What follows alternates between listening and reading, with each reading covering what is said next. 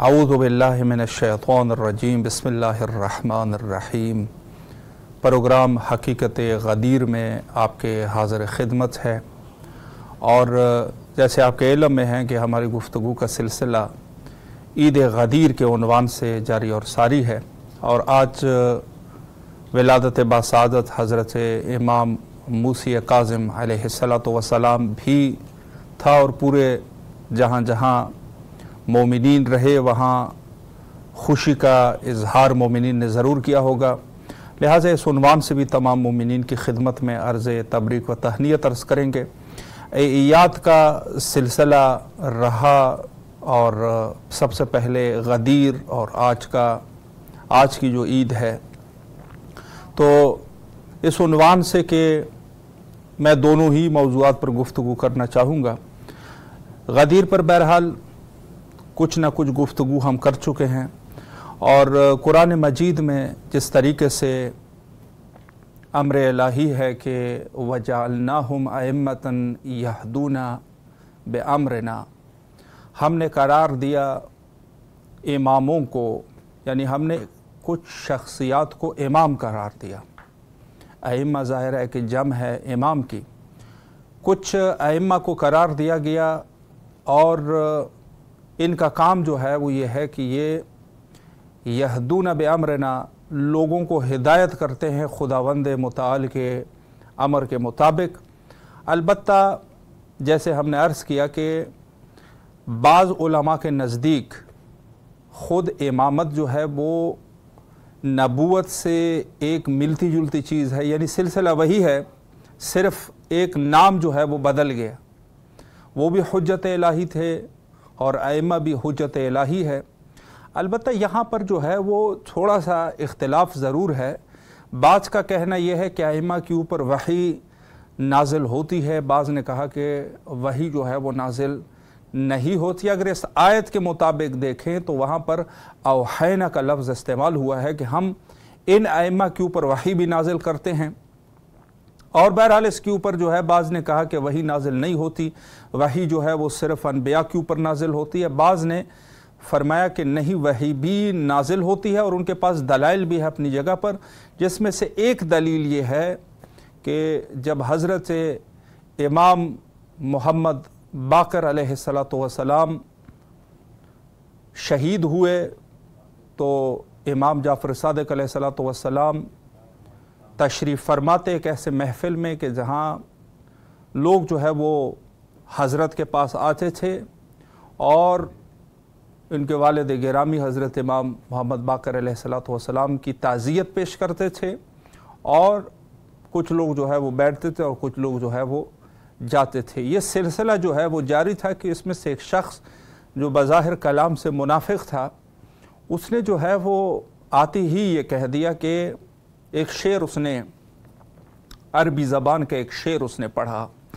और उस शेर का मफ़हूम जो है वो ये था कि क्या दर हकीकत कि वो हज़रत इमाम मोहम्मद बाकर अलैहिस्सलाम की मदह सराई कर रहा था और हज़रत इमाम जाफ़र सादिक अलैहिस्सलातु वस्सलाम की नऊज़ु बिल्लाह तहकीर करना चाहते थे। चूँकि मुनाफिक मिजाज आदमी था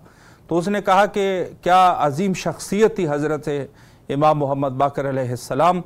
कि अब इसके बाद जो है वो ख़ानदान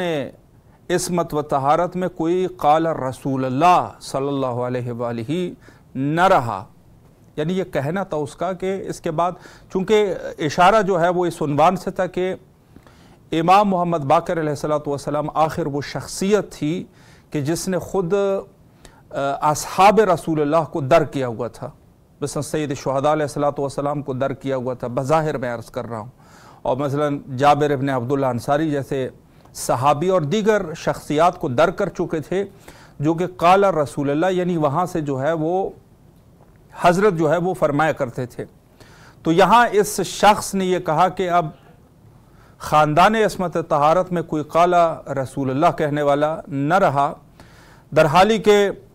ख़ुद हज़रत इमाम जाफ़र सादिक अलैहिस्सलाम जो बज़ाहिर उसने ना रसूलुल्लाह को दर किया था और ना किसी सहाबी को दर किया था। अलबत्ता ताबी वग़ैरह जैसे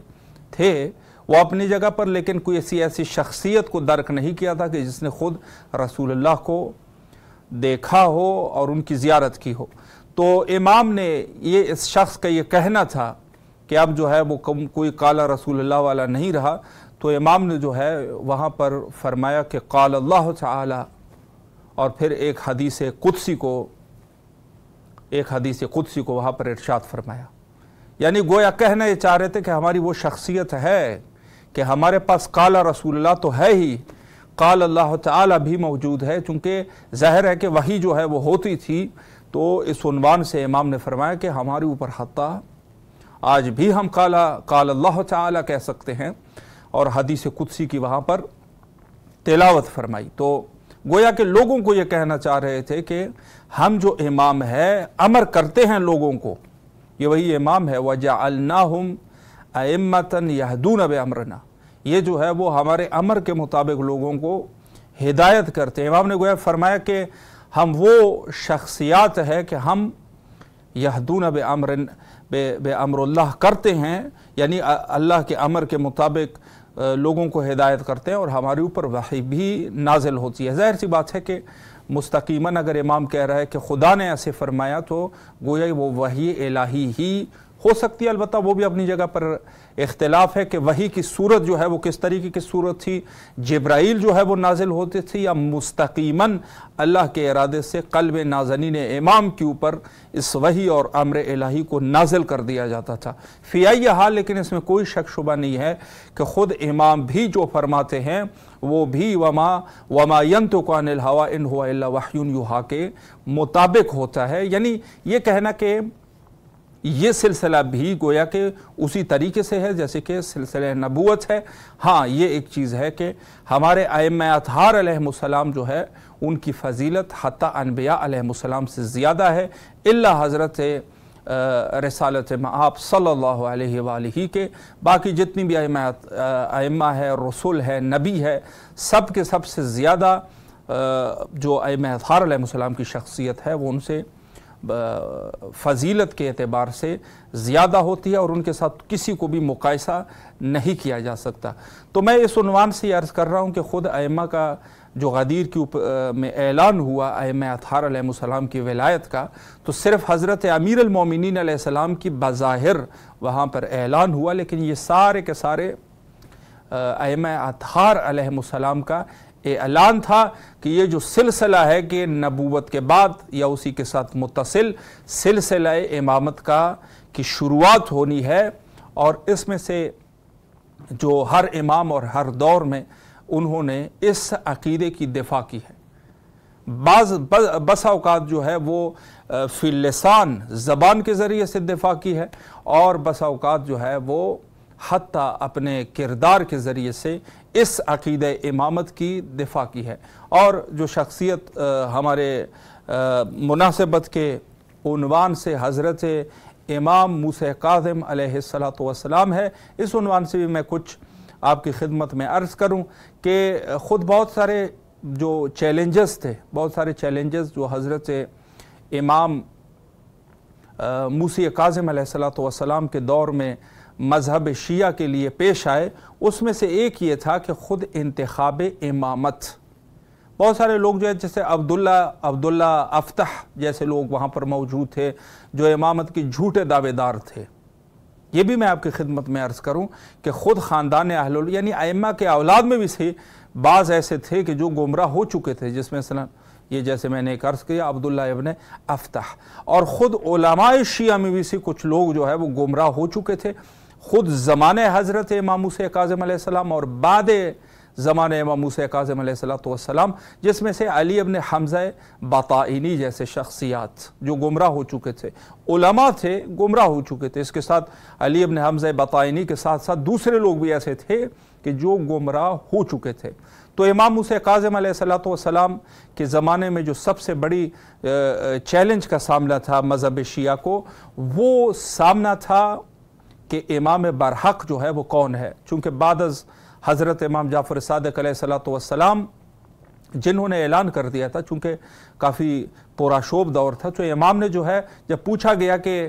آپ کے جو ہے وہ نائب کون ہے، جانشین کون ہے، تو اس میں سے انہوں نے ایک خلیفہ جو عباسی خلیفہ تھا اس کا بھی اعلان کر دیا تھا۔ یہ گویا کہ یہ کہا جا سکتا ہے کہ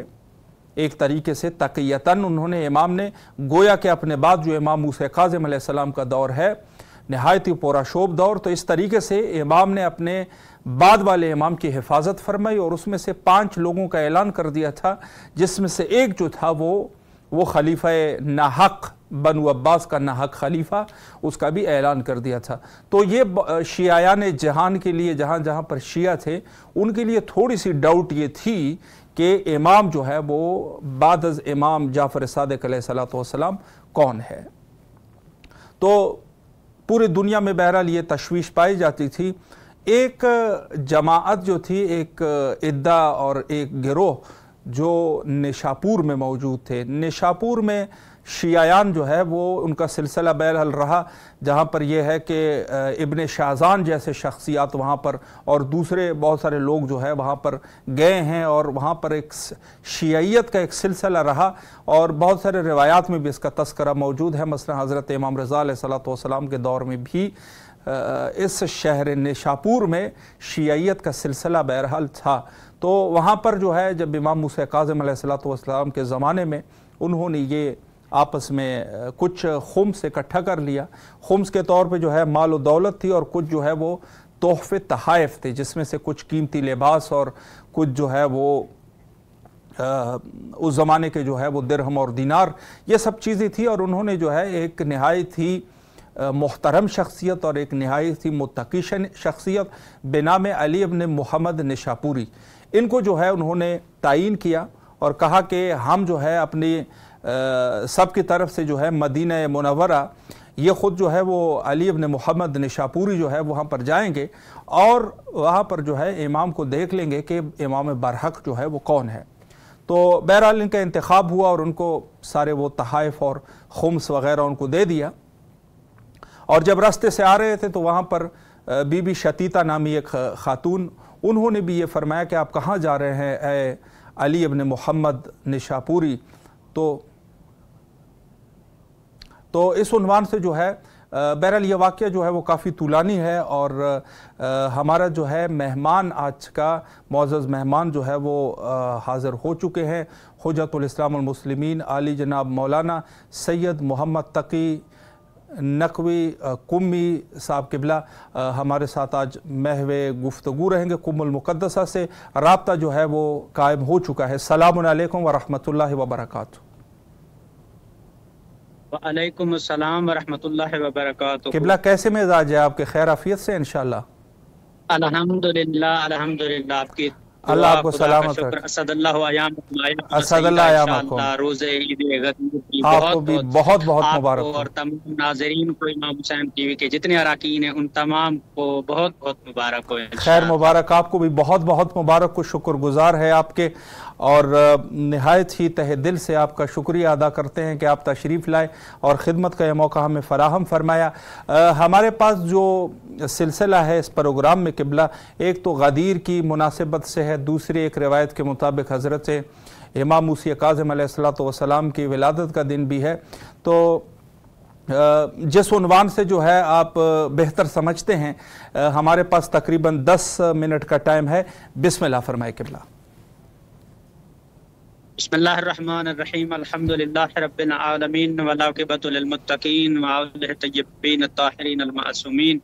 بسم اللہ الرحمن الرحیم، من کنت مولاہ فہذا علی مولاہ۔ سبحان اللہ۔ سب سے پہلے آج کے اس دن میں اور مختصر وقت میں میرے لیے سعادت سے کم نہیں ہے، اور آپ لوگوں کا تہ دل سے شکر گزار ہوں۔ خداوند متعال آپ کی اس زحمت کو، اس کوشش کاوش کو، عبادت کو اپنی بارگاہ میں مستجاب فرمائے، الہی آمین۔ اور اسی کے ساتھ ساتھ ایک شعر سے میں اس خوشی کا اظہار کرنا چاہوں گا سرزمین عراق پر، جہاں پر وہ مقدس ہستیاں موجود ہیں، جہاں پر خداوند متعال کی وہ برگزیدہ ہستیاں، وہ حجت خدا جو سرزمین پر موجود ہیں۔ تو شاعر کہتے ہیں کہ غدیر خم کا خمار لے کر، غدیر خم کا خمار لے کر، وہیں سے تھوڑی بہار لے کر، غدیر خم کا خمار لے کر وہیں سے تھوڑی بہار لے کر میں ذکر حیدر سنا رہا ہوں میسم زبان ادھار لے کر۔ کیا بات ہے، اسی ادھار والی زبان سے کہ چونکہ یہ غدیر کا ذکر اور ولایت کا ذکر اور امامت اور حجت خدا کا ذکر جس طرح سے جناب میسم نے کیا ہے، کائنات میں اس جیسی مثال نہیں ملتی ہے۔ اور یہ ہمارے لیے ایک ایسا درس تھا، اور اسی موضوع کے ساتھ کہ اس حقیقت غدیر کے ساتھ میں امام راحل کا ایک جملہ عرض کرنا چاہوں گا آپ کی خدمت میں، کہ امام راحل فرماتے ہیں کہ تشیع کی بقا کا اگر کوئی واحد اور ایک راستہ اور حل ہے تو وہ غدیر کی یاد ہے۔ ہم مومنین کے لیے، ہم شیعوں کے لیے، اور اس شیعت کے تحفظ کے لیے، اسلام کے تحفظ کے لیے اگر ہم نے محافظت ادا کرنی ہے دین محمدی کو، تو وہ غدیر کا دن ہے جس کو یاد رکھنا ہمارے لیے فریضہ اولویت رکھتا ہے۔ اور ثانیاً جہاں تک اس کی اہمیت ہے، مقام قم غدیر خود لغوی اعتبار سے اس کے معنی جو ہیں وہ جھیل کے بھی لیے جاتے ہیں، گڑھے کے لیے جاتے ہیں، پانی کے ایک چشمے کے معنی سے بھی لیے جاتے ہیں۔ تو یہاں کوئی ایسی کوئی عام چیز نہیں تھی کہ جس سے آج کے اس 2024 کے دور میں بھی المیہ ہے کہ ہمارے مسلمان آج بھی سوال کرتے ہیں کہ اس دن کیا ہوا تھا کہ یہ خاص اہتمام کیے جاتے ہیں۔ تو اپنے ناظرین کے لیے اور ان مسلمانوں کے لیے میں یہ عرض کرنا چاہوں گا کہ یہ وہ دن ہے جس میں توحید کو مسرت ملی ہے، خوشی ملی ہے، خداوند متعال خوش ہوا ہے۔ اور صرف خدا کی ذات باری خوش نہیں ہوئی بلکہ آدم سے لے کر خاتم تک تمام انبیاء خوش تھے، اور اللہ نے امر صادر فرمایا بلغ کہ پہنچا دو اس پیغام کو۔ سبحان اللہ۔ اے محمد اگر تم نے یہ کام نہ کیا تو گویا نبوت کا تمہارا کوئی کام کسی کام بھی نہیں آئے گا، کیونکہ نبوت کی وہ اتمام حجت ہی ولایت کی اس کڑی سے اور اختتامی زنجیر سے جڑی ہوئی تھی کہ جس میں بعد از نبوت یہ امامت کا سلسلہ چلتے ہوئے با امانت مہدی تک پہنچے، اور مہدی اس نبوت و امامت کے پرچم کو اپنے ہاتھ میں تھامے ہوئے اپنے شیعوں اور چاہنے والوں کو اس سائے میں لے کر بارگاہ ایزدی میں لے کر جائے کہ اے خدا،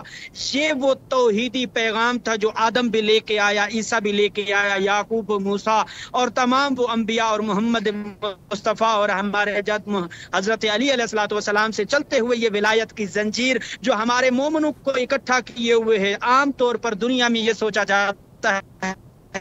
کہ زنجیر سے انسان قید ہو جاتا ہے، پابند سلاسل ہو جاتا ہے، تنگ ہوتا ہے، اس کا دل تنگ ہوتا ہے، اس کے جسم کو ایذا پہنچتا ہے۔ لیکن امام رضا کی اس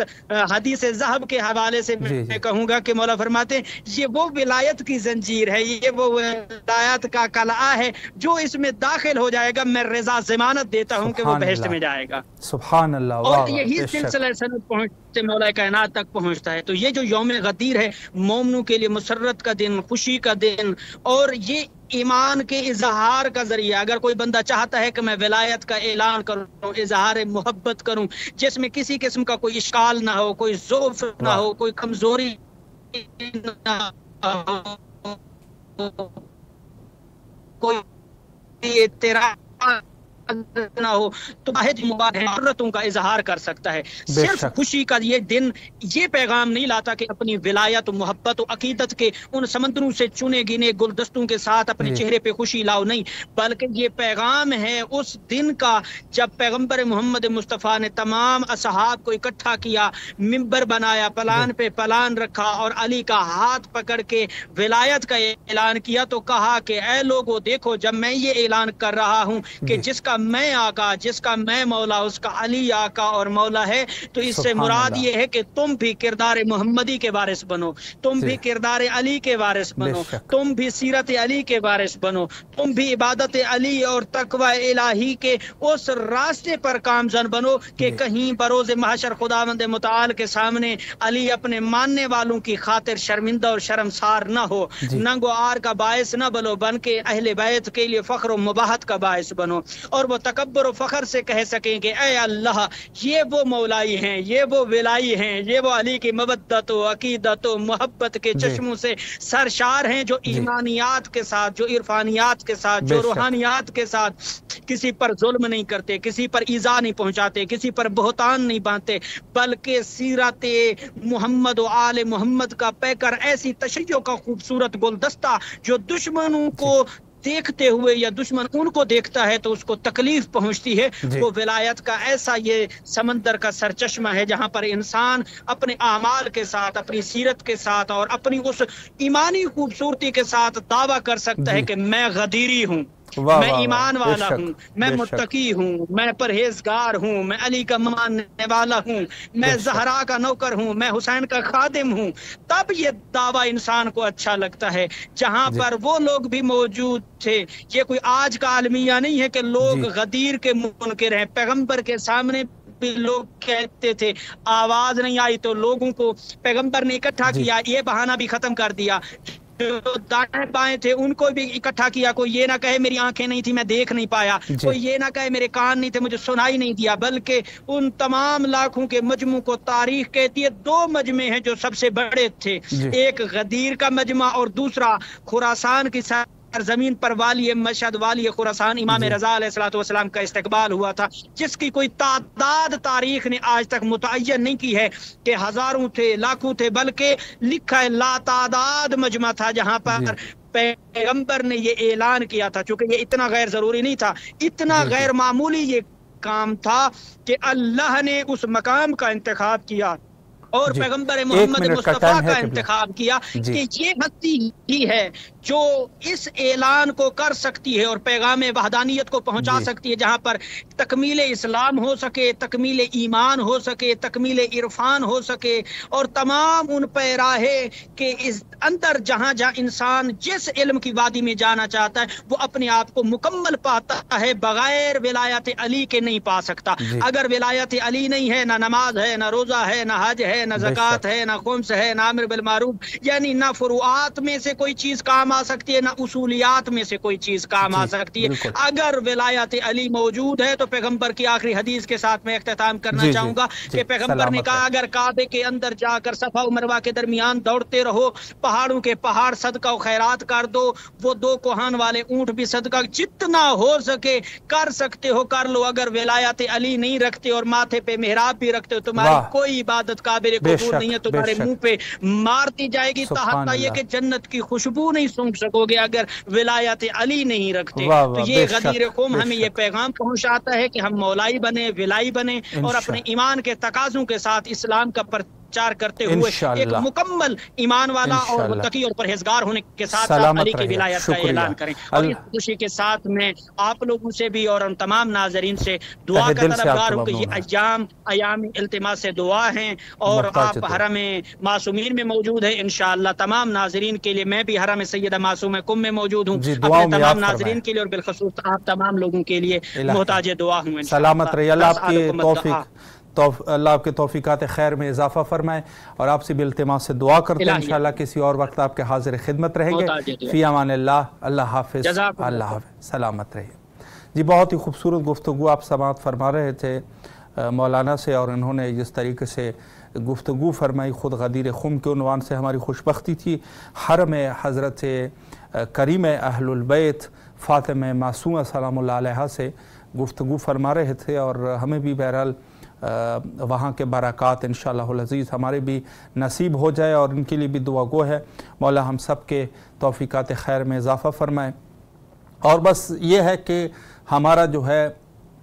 جو اعلان غدیر ہے در حقیقت اعلان امامت ہے، اور ہم سب دعا کرتے ہیں کہ اللہ ہم سب کے توفیقات خیر میں اضافہ فرمائے کہ انشاءاللہ العزیز ہم بھی عقیدہ امامت کے اوپر جتنے حد تک ہو سکے مضبوط ہو جائے، اور انشاءاللہ العزیز اس پیغام کو دوسروں تک بھی پہنچائے جو کہ در حقیقت اعلان غدیر ہے. وقت انتہا پر ہے، اور آخر میں حجت خدا کے ظہور کے لیے مل کے دعا کرتے ہیں. اللہم عجل لولیک الفرج.